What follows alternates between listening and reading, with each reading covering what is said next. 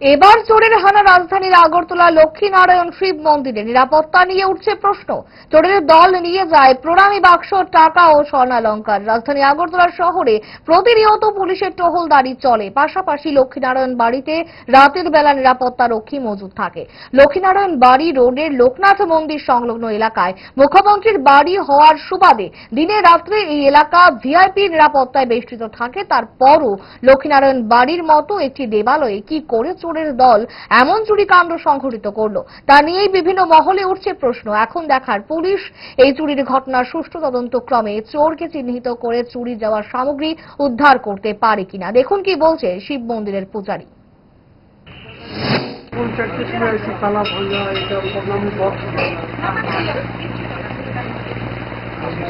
বাবার একটা চেনা ছিল হাতে, এটা নাই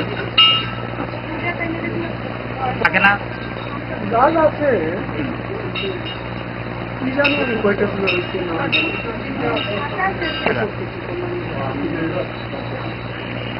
তালা পাইছে। হ্যাঁ তালা